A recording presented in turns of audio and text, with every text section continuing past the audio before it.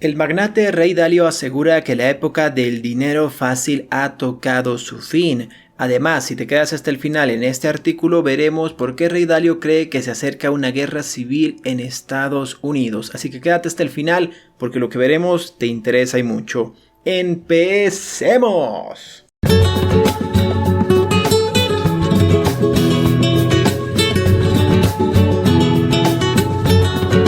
Número 1. Problemas financieros. Por no tener suficiente dinero que conducen a déficits, altos impuestos, mucha impresión monetaria y alta inflación, y grandes brechas de riqueza y valores. Estas características presentes en todas las grandes crisis conducen a algún tipo de lucha por el control que es una guerra civil, aunque estas luchas pueden ser más o menos violentas de acuerdo a Ray Dalio. En particular, cuando esto sucede al mismo tiempo que hay potencias extranjeras que se están volviendo lo suficientemente fuertes como para desafiar a la principal potencia mundial que se enfrenta a esta dinámica de la guerra civil, es un periodo especialmente arriesgado. Ese es el periodo en el que creo que estamos ahora, sentenció el inversor y empresario. Bueno, especialmente en este punto tengo que compartir esta parte pequeña de la diferencia entre ricos y pobres que menciona.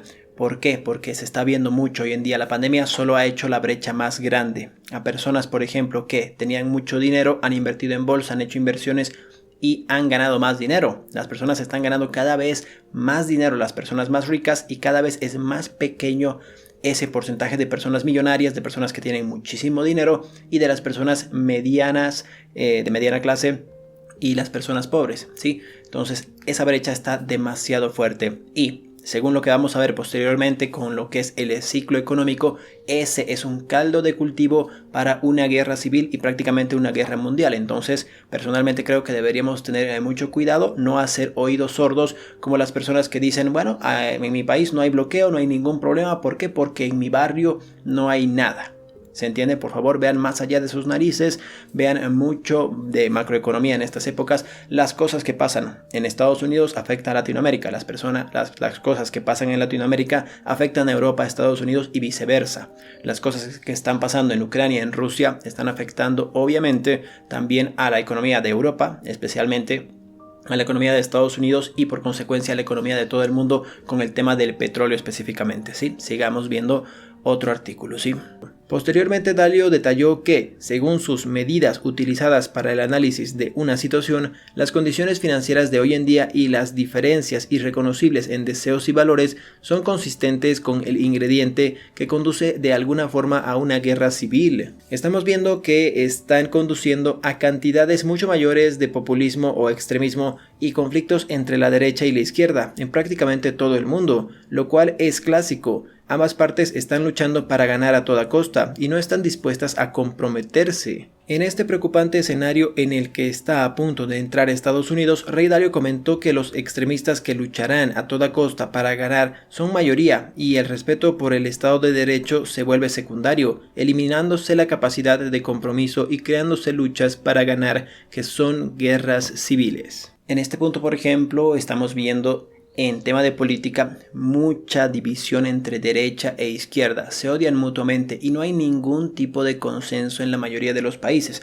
o eres de extrema derecha o eres de extrema izquierda, y en esta parte del artículo hace referencia a eso de que también, aparte de la brecha que existe entre pobres y las personas muy ricas, este también es un problema geopolítico que puede escalar a una guerra civil, tanto en el país mismo, como estamos viendo especialmente en países como Latinoamérica, como en países como Estados Unidos, como Europa. En España también está empezando ese problema, entonces tenemos que tener en cuenta eso, ¿sí? Sigamos. El magnate Ray Dalio destaca un medio para controlar la inflación. Durante el tránsito acelerado hacia una economía ecológica, la inflación puede sacar la comida de la boca de las personas, advierte el inversionista. El empresario estadounidense y fundador del mayor fondo de cobertura Bridgewater Associates desaconsejó impulsar una transición demasiado rápida de los combustibles fósiles a la energía renovable y elogió a las empresas petroleras por brindar un suministro confiable aún en estos tiempos. El peligro que la extracción y la venta del crudo previenen es la inflación, capaz de sacar la comida de la boca de las personas, según explicó Dalio en una charla ofrecida el lunes en la cumbre de la Semana de Sostenibilidad en Abu Dhabi, Emiratos Árabes Unidos. Gracias a Dios por los productores de petróleo, manifestó el multimillonario citado por Bloomberg, argumentando que mantienen el suministro que frena los costos. De acuerdo con su intervención, cortar el financiamiento de la industria petrolera tendría un efecto desestabilizador. El tránsito hacia una economía más ecológica debe ser, en su opinión, inteligente, mientras resulta peligroso apretar demasiado el proceso de cambio ante los problemas de la inflación. Así, Dalio ha sumado su voz a quienes abogan que actuar con cautela a la hora de transitar hacia la economía verde, entre comillas, y advierte sobre el impacto que este plan podría tener en los costos de todos los artículos, desde el combustible hasta los alimentos. En este mismo sentido, los analistas de Goldman Sachs Group Inc. pronosticaron que el esfuerzo global para lograr emisiones netas cero de carbono puede provocar un aumento significativo de la inflación, y es probable que golpee ante todo a Estados Unidos y a China. Una transición brutal de petróleo a algo como es la energía solar o algo por el estilo, pues sería muy catastrófico según Ray Dalio. Eso es lo que nos dice en este artículo. Y es cierto, algo que tú haces durante mucho tiempo que te funciona y quieres cambiarlo de golpe, generalmente resulta muy malo. Tienes que hacerlo gradualmente, pero actualmente con el tema de Rusia y Ucrania, con el tema del petróleo, se está viendo que se está realizando lo que está diciendo Ray Dalio, que está incorrecto, muy de golpe, tratando de evitar el petróleo ruso y simplemente decir, bueno, aunque yo dependa mucho de tu petróleo, de tu gas, aquí se acabó todo y voy a ver cómo me las arreglo. Entonces, la economía del mismo país que está haciendo eso se puede ver mermada, es decir, te estás dando un tiro en el pie. Pero por otro lado, tal vez haya alguna sospecha de que Rusia no va a parar en Ucrania y que puede seguir adelante, y por eso es importante hacer las sanciones, a pesar de que a corto plazo o a mediano plazo tenga problemas tu propia economía, pues estás limitando el tema de Rusia que escale más a Polonia, a Europa, y que se pueda formar, Dios no quiera, la tercera guerra mundial. ¿Sí? Sigamos para ver los ciclos económicos y dime por favor en comentarios, mientras vamos viendo el video, en qué ciclo económico crees que estamos. Los ciclos económicos simplemente son algo que pasa todo el tiempo en lo que es el mundo. En una subida de lo que es prosperidad, de lo que todo está bien, todo sube de precio, los bienes inmuebles están perfectos, todo tiene un control, especialmente lo que es la inflación, todo está perfecto. Y hay momentos en los cuales hay recesión, como lo que pasa por ejemplo en 1929, en lo que pasó el crash bursátil, que si no lo sabes tenemos un video en el canal explicando detalle a detalle, que te lo voy a dejar aquí arriba. Una vez que termines este video puedes ir ahí para que puedas tener más conocimiento de lo que pasó en 1929, que yo sé que muchas personas no estaban vivas en ese entonces. Entonces es muy importante ver dónde has estado para saber dónde estás yendo. Es una frase muy famosa, tienes que saber qué pasó antes, porque todos creemos, especialmente en esta época, que no puede volver a pasar, que esta situación es totalmente diferente, que no va a pasar lo que pasó en 1929, que no va a pasar lo de la burbuja.com en el 2000, que no va a pasar lo de los bienes inmuebles en 2008, que nunca se va a repetir la historia. Pero como bien sabrás, cada 10 años llega algo no artificial que hace que las bolsas y que la economía caiga. En el 2000, por ejemplo, cada 10 años. En el 2000, en el 2008, 2009 con los bienes inmuebles, y tendría que haber pasado en el 2020, 2021. Pero no pasó absolutamente nada. Lo que pasó en el 2020 fue algo artificial, fue algo de la naturaleza, por así decirlo. No fue causada simplemente por la subida de intereses, por los bajos intereses, etc. Entonces eso no cuenta. Lo que pasó el año pasado no cuenta. Tal vez aceleró un poco más el crash de la burbuja, pero hay que tener muchísimo cuidado en estas épocas. Bueno, el miedo a perderte la oportunidad es lo peor que puede pasar. Las personas nunca creen que les va a pasar a ellos, ¿sí? La crisis del 2000 era por una cuestión. Las personas que estaban en 2008 creían que la crisis del 2000 era una cosa que pasó solo una vez, y otra crisis de 2008 no iba a pasar porque estaba muy cercana a la crisis del 2000, que recién se estaban terminando de recuperar. Lo mismo pasa en 2020. Creen que las crisis del 2000, del 2008 jamás podrían volver a pasar, que esto es diferente, que las cuestiones macroeconómicas de todos los países, de tu país específicamente también, son diferentes. El tema de los préstamos era más complicado. en estas épocas que en 2008, y es por eso que fue la crisis de los bienes inmuebles.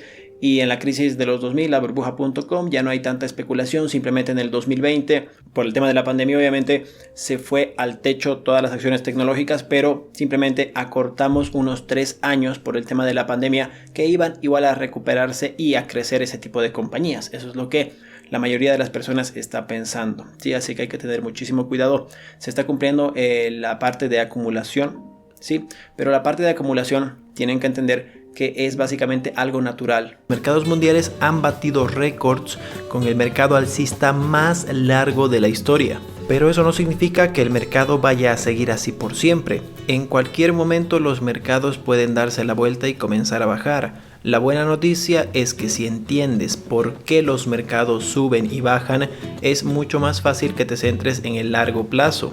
Así que lo primero que tenemos que entender es por qué los mercados tienen ciclos. A medida que pasa el tiempo, las mejoras tecnológicas hacen que las empresas puedan ser cada vez más productivas. Si la demanda de un producto o servicio aumenta, su valor se incrementa, al igual que el valor de la empresa que lo produce. Básicamente, esos son los precios de las acciones, un reflejo del valor de las empresas que representan. Aunque las tendencias a largo plazo suelen mostrar que los mercados suben a largo plazo, eso no significa que no puedan ver caídas duras a lo largo del camino.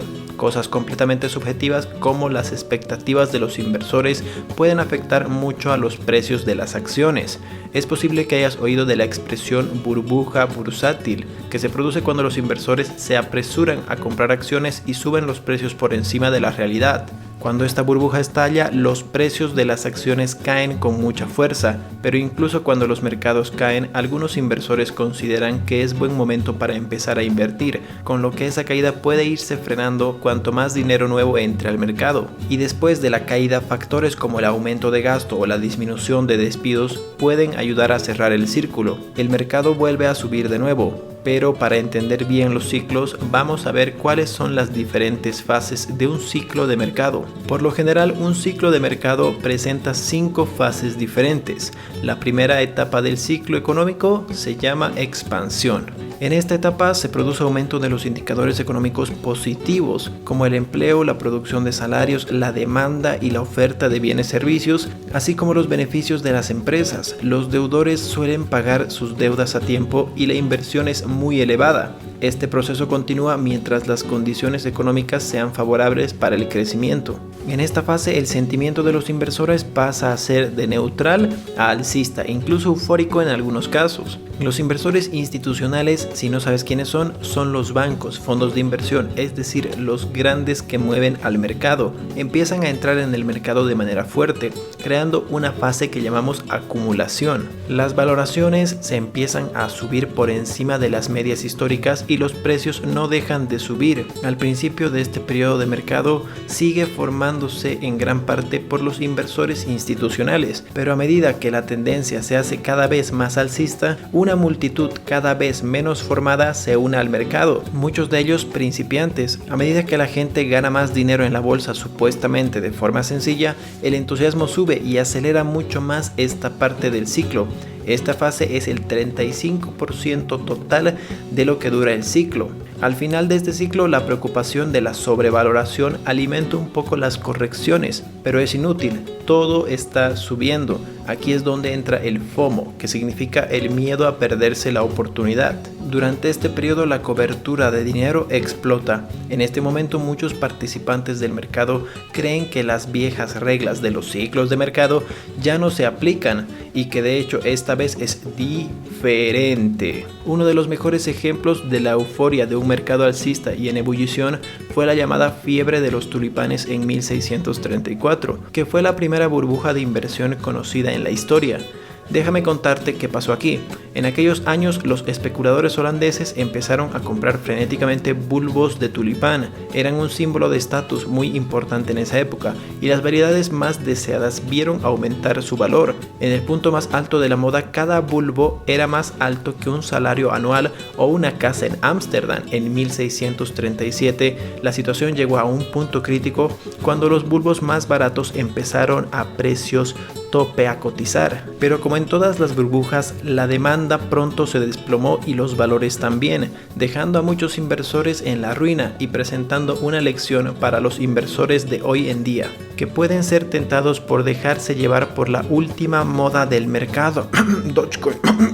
Entonces estamos en esta etapa de que estamos haciendo que suba muchísimo la bolsa de valores a pesar de que hay inflación, subida de tipos de intereses, hay pandemia todavía, hay una guerra entre Rusia y Ucrania que puede tener problemas macroeconómicos más fuertes y hay el tema del petróleo. 5 cosas muy fuertes que a pesar de todo eso la bolsa sigue subiendo. Y sigue subiendo a pesar de el tema de la inflación, de Jerome Powell que habló, a pesar de Rusia y Ucrania, todo sigue subiendo. Se desplomó un poco, pero ya prácticamente nos recuperamos como si no hubiera pasado nada o como si la guerra hubiera pasado, la pandemia, la inflación, los intereses, todo está a flor de piel y la bolsa de valores está subiendo. Yo creo que estamos aquí, pero sigamos para ver los siguientes ciclos económicos, las fases de los siguientes ciclos económicos para ver si podríamos estar en la etapa del FOMO, de perderte la oportunidad, es decir, se va sin mí la acción, se va sin mí, entonces compro a pesar de que esté muy alta, a pesar de que esté sobrevalorada, yo compro porque tengo miedo de que se vaya sin mí. Mucho cuidado con eso, ¿sí?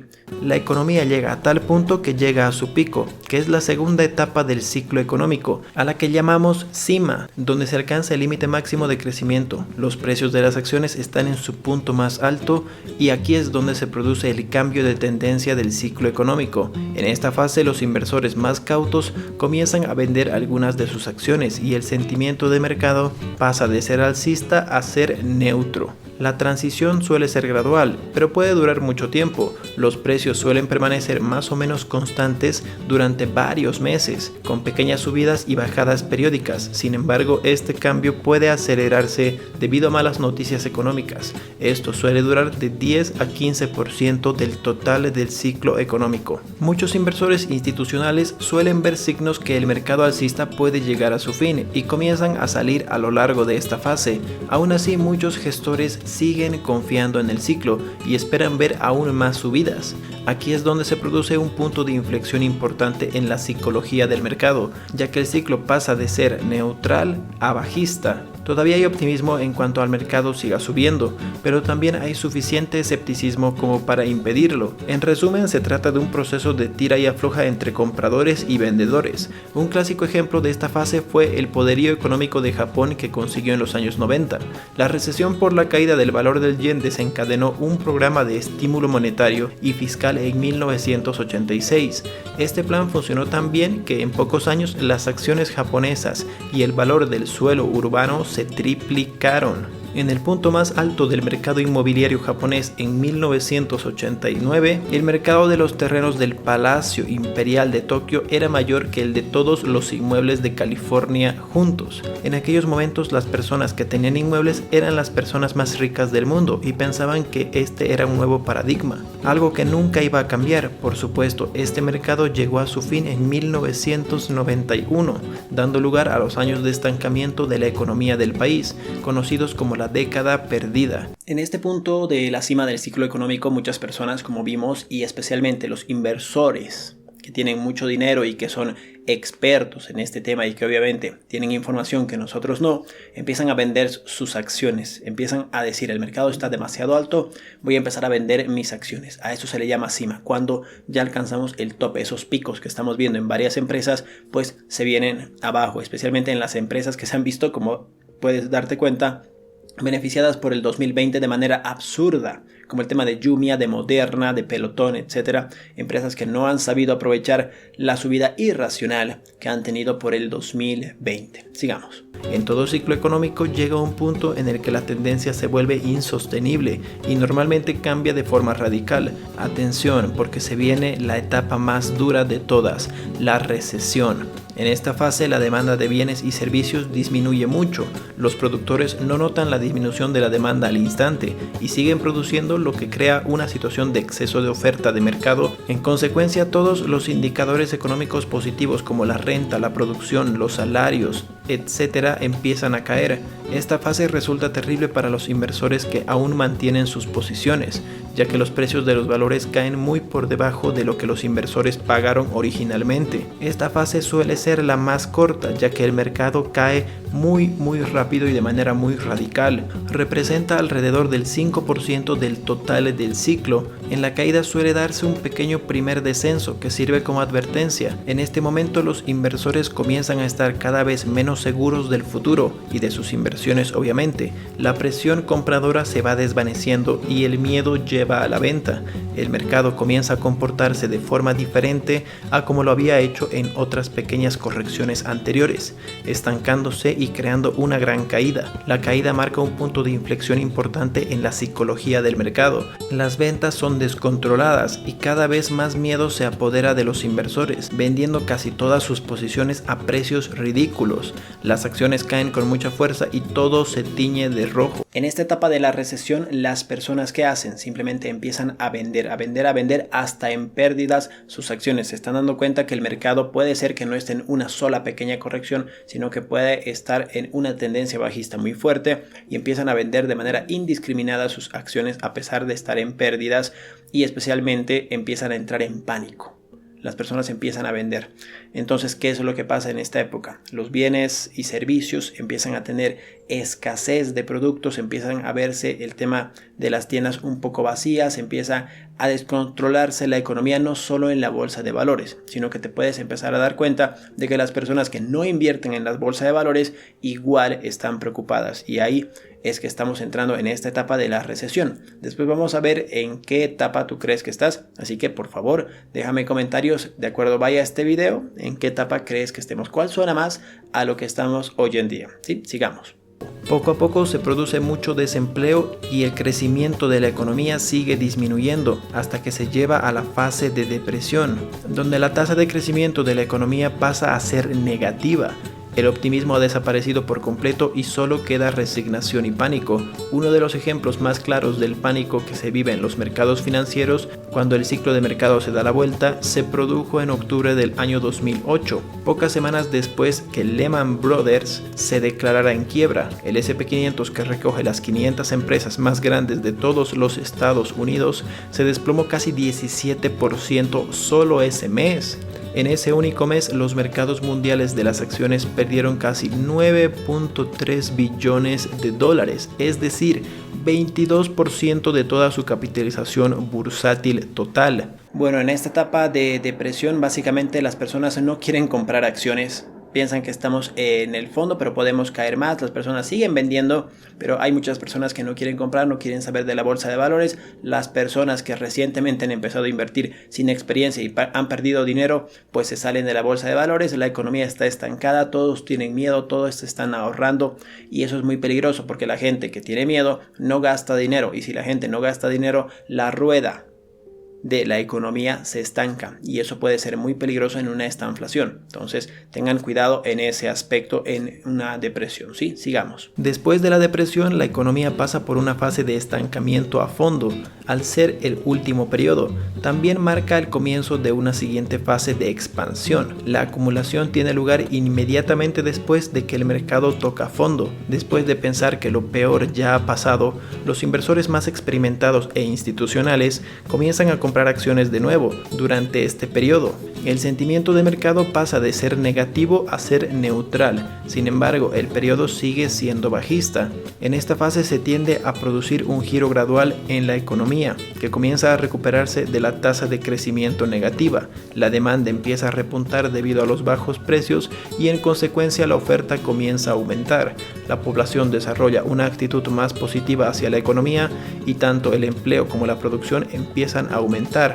La duración de la fase de fondo suele ser alrededor del 25% del total del ciclo. En la fase del fondo, los inversores institucionales salen de compras, ya que mucha gente ha huido de la bolsa con una mala experiencia y han liquidado todas sus inversiones a precios ridículos. Uno de los mejores inversores de la historia aprovechando las crisis para comprar con rebajas las cosas es Warren Buffett, y una de las compras estrella fue la compra de American Express. Déjame contarte un poco cómo fue esto? En la década de los años 60, cuando estaba empezando a popularizarse lo que son las tarjetas de crédito, era una oportunidad y finalmente apareció en el escándalo del aceite, porque las acciones de American Express, en palabras del mismo Warren Buffett, estaban muy caras, pero quería entrar en el mercado. Entonces, ¿qué pasó? American Express, aparte del negocio de las tarjetas de crédito, tenía actividades de préstamo bancario. Había prestado mucho dinero a un cliente y ese préstamo estaba avalado por unos inventarios de aceite que quebró. Y cuando fueron a embargar esos inventarios para hacer frente a los pagos del préstamo como garantía obviamente, se dieron cuenta de que los tanques de aceite la mayor parte era agua y solo la parte de arriba, cerca del 20%, eran aceite, es decir, habían sido estafados. La gente entró en pánico y las acciones cayeron, ya que los inversores creían que el resto de los inversores también podían estafar a American Express y comenzaron a vender sus acciones pensando que esto iba a ser replicado en otras áreas y en otros préstamos, y que no fue un incidente aislado como lo fue. Warren Buffett en ese momento puso el 40% de su dinero en acciones de American Express y jamás las vendió. Vale ver el gráfico para saber que esto fue una obra maestra, igual que su inversión en Coca-Cola. Jamás vendió hasta el día de hoy. Ahora ya sabemos las fases del ciclo económico, veremos algunos ejemplos. El primero que vamos a explicar es el crash de las .com, que duró 113 meses, de octubre de 1990 a marzo del 2000. El gran mercado alcista de 1990 fue impulsado por los valores tecnológicos. El fin de la Guerra Fría también contribuyó a impulsar a Estados Unidos hacia una mayor prosperidad. Entre octubre de 1990 y marzo del 2000, el índice S&P 500 subió un 416%. Los inversores se dieron cuenta del potencial de la era de Internet e invertían agresivamente en cualquier cosa y cualquier acción que diga .com en su denominación. Esta irracionalidad acabó cuando la burbuja estalló en el año 2000 y muchas de esas empresas desaparecieron, pero el ciclo económico más famoso de la burbuja inmobiliaria duró 60 meses, de octubre del año 2002 a octubre del 2007. El boom inmobiliario de los años 2002 a 2007 hizo que el índice S&P 500 subiera más de 100%.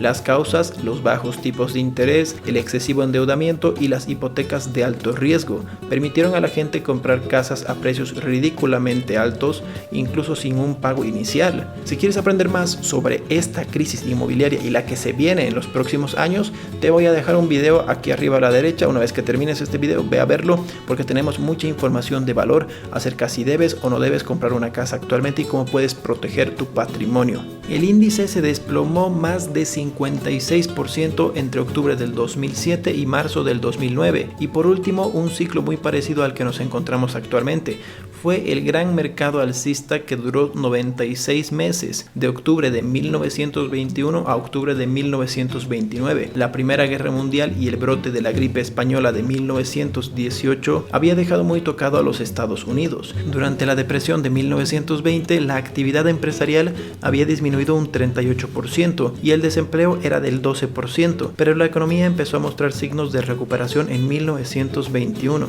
y los estadounidenses parecían preparados para abrazar una nueva era de prosperidad. En ese momento se dio pie a un nuevo mercado alcista que duró 8 años, en octubre de 1921 a octubre de 1929. El S&P 500 subió 409%.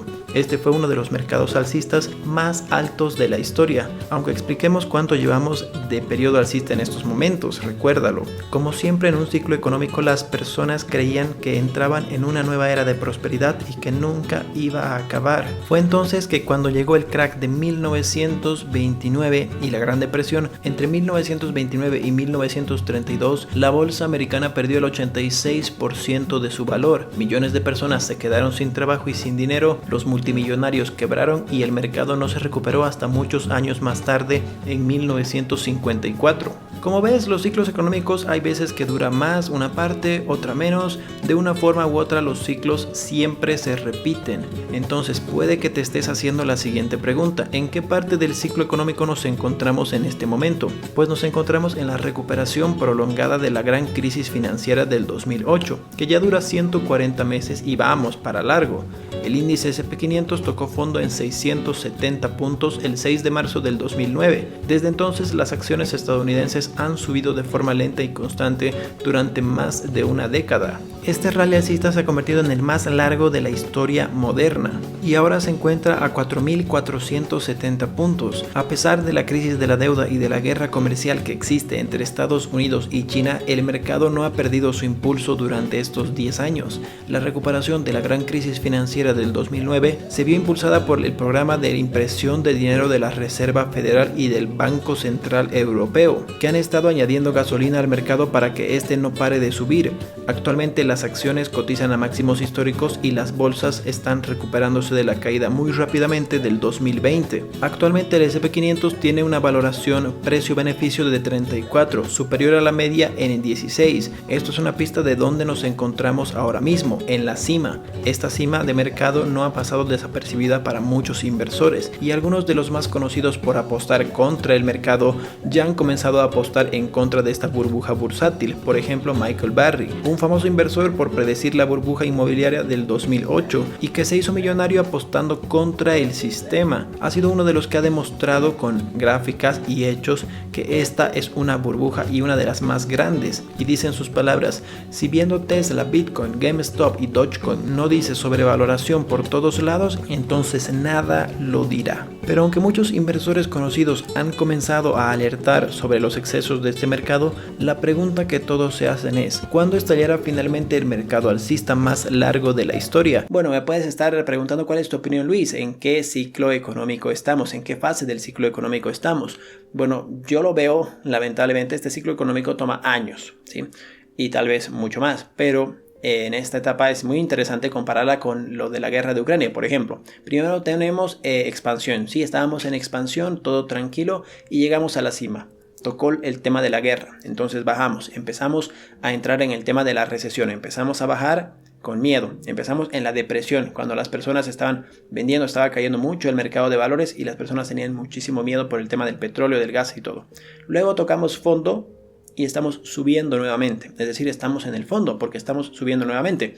Ahora, si queremos hacerlo a corto plazo, este ciclo económico, pues estaríamos entre el fondo y la expansión nuevamente. ¿Por qué? Porque como te puedes dar cuenta, el mercado de valores cree que todo ya ha pasado, estamos subiendo. Entonces yo creo que estamos entre el fondo y la expansión actualmente en el mercado de la bolsa de valores. Pero recuerda, hay miedo todavía en el mercado. El petróleo es que no tiene ningún sentido.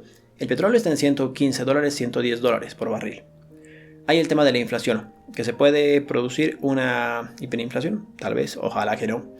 Luego tenemos el tema de los tipos de interés que pueden subir muy agresivamente y eso puede ser perjudicial para las empresas más endeudadas de la bolsa de valores.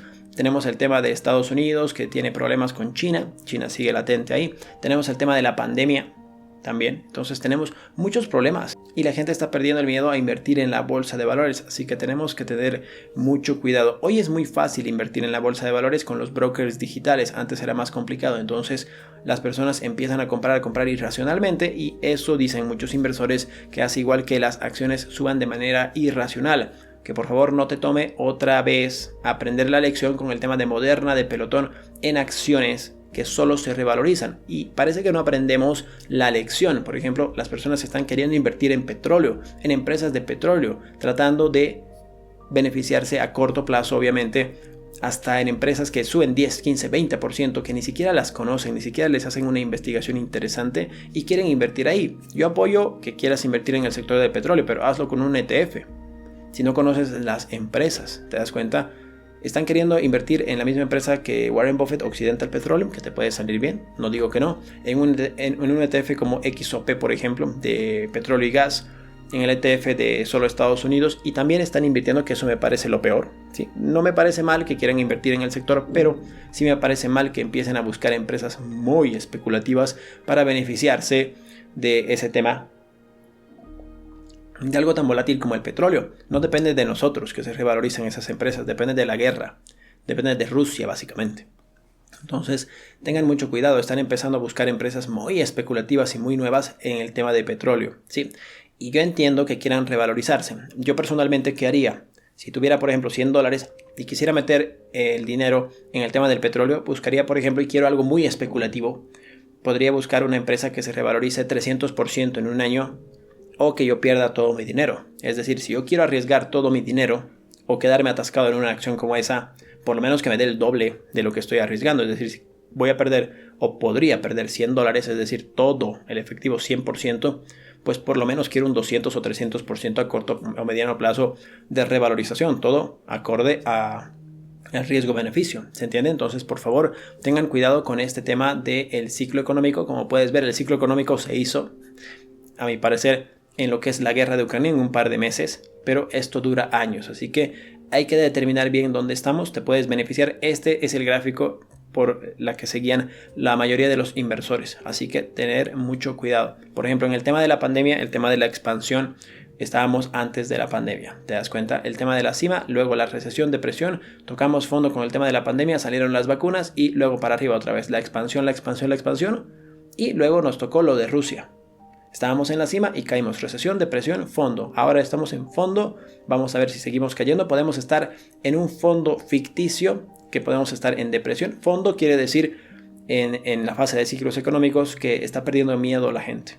Está perdiendo el miedo de invertir en la bolsa de valores. Podríamos estar ahí o podríamos estar en depresión fondo y seguimos en depresión y seguimos cayendo. Así que mucho cuidado, ¿sí? Podríamos estar ahí también.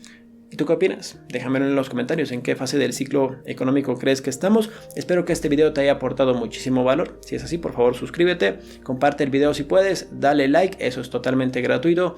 Les mando un abrazo, que tengan un reparador descanso y nos vemos el día de mañana. Los voy a dejar con un video de cómo protegerte contra la inflación. Espero les sirva mucho, ¿sí? Se los quiero un montón. Adiós, adiós, adiós, adiós.